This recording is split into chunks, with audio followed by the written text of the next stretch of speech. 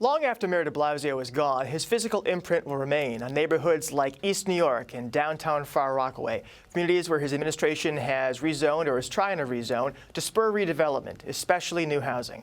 The mayor says he's pursuing rezonings of a dozen areas or more to address the affordability crisis by creating new market-rate apartments to reduce competition and by getting subsidized units built. But some wonder if rezonings themselves cause the very rent hikes, evictions, and neighborhood change the mayor says he's trying to prevent. What does the evidence say? Here to help us understand that are Darma Diaz, a community advocate in East New York. Hi again, Darma. Tom Angotti, a professor at Hunter College and the author of the recent book, New York for Sale. Welcome, Professor. And Alex Schwartz, a professor at the Milano School of International Affairs, Management, and Urban Policy, a division of the New School. Thanks so much for coming. So, Professor Schwartz, let's start with you. Just for anyone in the audience who isn't already steeped in this, what is zoning and what are rezonings? What does that mean? What are we talking about today? Thank you. So it's just very simply, zoning sets sort of the parameters of what can be built in a neighborhood or on a particular site, the density, the size. Rezoning just means a change in what can be built. It can mean for greater density, larger buildings, or smaller buildings, lower density. Under deBlasio, Mayor deBlasio, most of the rezonings are larger in terms of more density, bigger buildings. And as part of that arrangement, the developers are required to set aside a portion of the units for lower income people. 25–30% of the units are supposed to be set aside for affordability, where the rest is market rate. And Mayor Bloomberg was a big rezoner, right? Something like 40% of the city that he reworked? That's right. Mayor Bloomberg rezoned a larger proportion of the city than any previous mayor in the city's history. And 140 separate rezoning actions. Something like the land area equivalent of like San Francisco or something was rezoned under Bloomberg. And were those upzonings, downzonings, a mix? What was the nature of his It was approach? a mix. And this has been the paradigm that the city planning department has used. A little bit of upzoning, which targets areas that are considered ripe for redevelopment, new development, and a lot of downzoning, which is protecting existing buildings in areas, especially that are prone to oppose rezonings. And it's essentially a political deal that's made in order to get the upzonings, to do some downzoning and protect areas that developers are not all that interested. And then there's a mixture of upzoning and downzoning. So Darma, Mayor deBlasio comes to office, announces that he wants to rezone several neighborhoods. East New York is the first. Yes. And it gets passed, I think, last April. Yes. What did that look like and what have you seen since? What we've seen is definitely an uprise in displacement. Rents have increased. We've seen units go from $1,200 a month to $2,300 a month. We've seen homes being purchased. And it's interesting to say, purchasing in the past, it would have been locals, 2 or 3 families getting together to purchase. Now conversations with new neighbors are folks coming in from Sunset Park, from Red Hook, that were priced out in their communities that are now becoming the new homeowners in Cypress Hills. What about local businesses? Are those starting to feel some effect? They're definitely starting to feel. Up along Fulton Street, there are some mom and pops that are closing down. Their leases are not being renewed. There's one block in itself where 4 of the businesses have closed down, and 2 that are remaining are seeking to sell for incredible prices. Alex, do we think that we can say the rezoning caused that? I think it's hard to say. I think East New York is in Cypress Hills because the buildings are smaller and not subject to rent regulation as much as other neighborhoods with larger buildings, so there's less protection for the residents. But you could probably look at other neighborhoods that have seen increased price pressures. I've not done the research to show that neighborhoods with rezoning have seen more acute price pressures and rents than neighborhoods that are not targeted for rezoning that have also seen gentrification, increased prices and rents. So I don't know the answer to that. I think that there's a tension here between rezoning, which on the one hand can change the fabric of the neighborhood, can cause rents to increase. On the other hand, for the new buildings, there is a portion of the units that are affordable. The city has, a major housing crisis. It's had one for a long time. There's something like 600,000 unsubsidized low-income households, renters in New York City. Majority of them pay half of their income on rent, and there's no subsidy coming into New York from the state or the federal government, so to speak, except for what currently exists. So using the zoning, inclusionary zoning, is a way of leveraging resources for subsidy so the city can use its own money for lower income households. So I want to talk about inclusionary zoning in a second, but Yeah. Professor, what's your take on the connection? I think inclusionary zoning is the Trojan horse that is used by the city and the developers to get into neighborhoods that are resistant to rezonings. And just to explain, inclusionary zoning, for those who may not understand who are watching, this requires developers taking advantage of a rezoning to devote some of their units to income-targeted 20 housing. to 30%, but it's mostly going to be 20%, and that is heavily subsidized. The problem is 80% winds up being luxury housing, market rate housing, that jacks up the rents and housing prices in the surrounding neighborhood. And the problem is that the deBlasio administration has just continued the Bloomberg pattern, but all of the 15 rezonings that it has proposed are in low-income communities of color. And if you look at the history, which we do in my new book, Zoned Out, the history of the way zoning and planning has been used in New York City, it has pushed people and displaced people from communities of color. And what exactly is the mechanism for that? How does that happen? Well,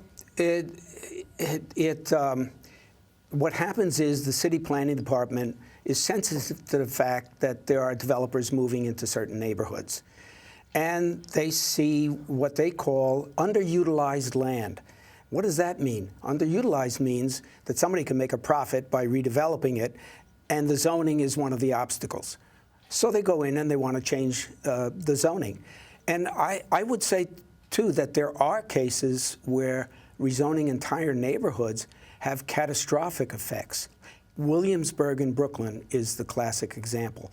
In 2005, a major rezoning turned it from the city's largest mixed-use working-class neighborhood into an exclusive enclave for luxury high-rise development on the waterfront.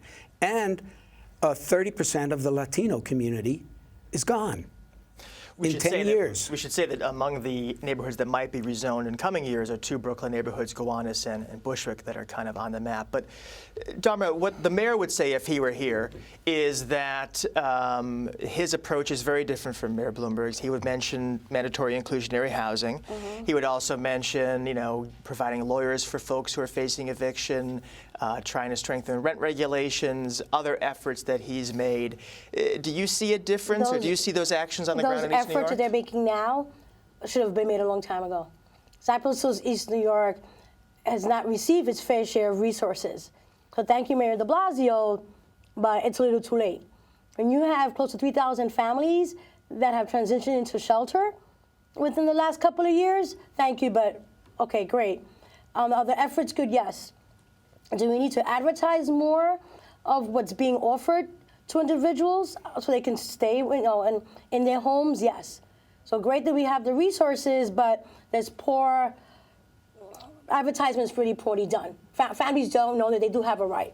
It was mentioned earlier how the units that are there are small homes for units are smaller. No, we have tenement buildings where landlords are chasing the tenants out. Was any of this, one of the arguments the city makes is, look, the market is already going to these areas. The rezoning is simply trying to channel that, structure it, protect some things that can be protected. We can't stop the market. Before the mayor mentioned the rezoning early in his term, were you already starting to see some gentrification pressure, displacement pressure in East New York? Not as much as now. Absolutely not. Absolutely not. It's a lot more obvious. We're adjacent to Bushwick. I've come from Williamsburg, so I understand it. Thank you for acknowledging how we've been phased out of Williamsburg. It is what it is. But no, in the last couple of years, it's a lot more obvious. I'm okay with, new neighbors. It's a wonderful thing. Everyone wants to be inclusive, but it's a lot more obvious. And a lot of what's happening also, which is sad, is there SROs. Okay, so you're paying it's for 4 bedrooms in one unit, but it's 4 or 5 people paying the rent. Alex, what about that question about it's difficult to prove the counterfactual, right? I mean, we see a neighborhood change. That could be rezoning. It could be the market. You can't prove what would have happened otherwise, right? That's part of the picture. Yeah, it's very difficult to say. So there are neighborhoods that are seeing gentrification, they're seeing lots of rent increases that are not part of rezoning.